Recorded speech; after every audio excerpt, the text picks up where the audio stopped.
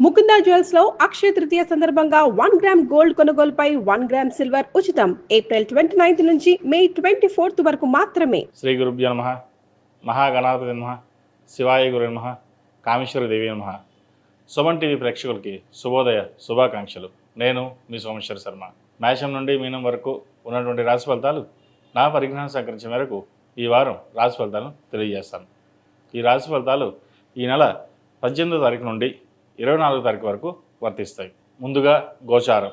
మేషంలో బుధుడు, వృషభంలో రవి, మిథునంలో గురువు, కర్కాటకంలో కుజుడు, కన్యలో కేతువు, అలాగే మీనంలో శుక్రుడు, శని, రాహువు, చంద్రుడు మకర, కుంభ, మీన రాశుల్లో సంచారం.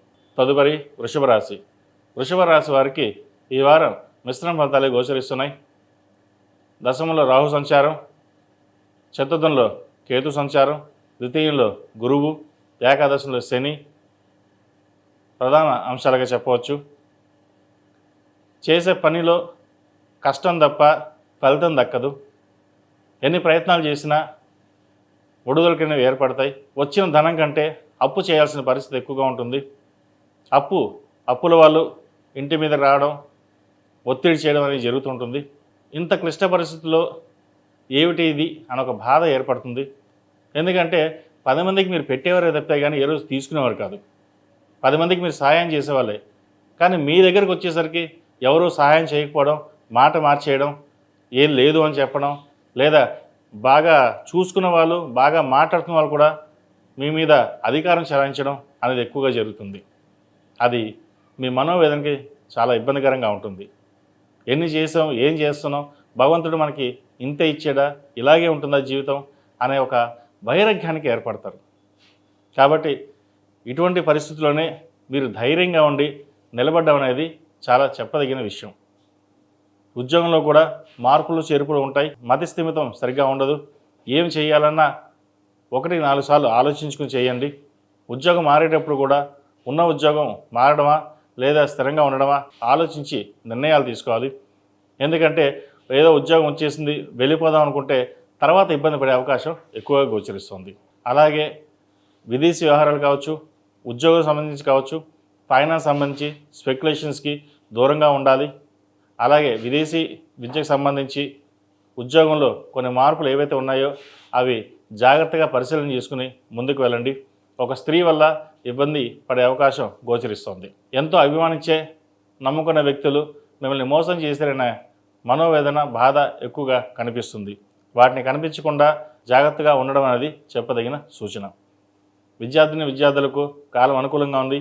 విదేశీ విద్యకు సంబంధించిన వ్యవహారాలు సానుకూల పడతాయి. విదేశాల్లో ఉన్నవారికి గ్రీన్ కార్డ్, H1B విషయంలో కొంత జాప్యం జరిగే అవకాశం ఉంది.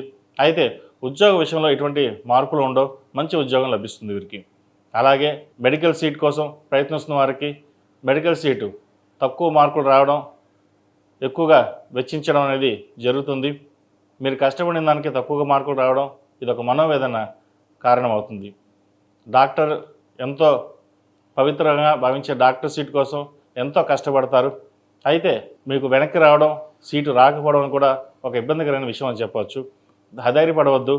ఏదైనా సరే భగవత్ సంకల్పం చెప్పి మీ ప్రయత్నాన్ని మీరు చేసుకోవడం చెప్పదగిన సూచన.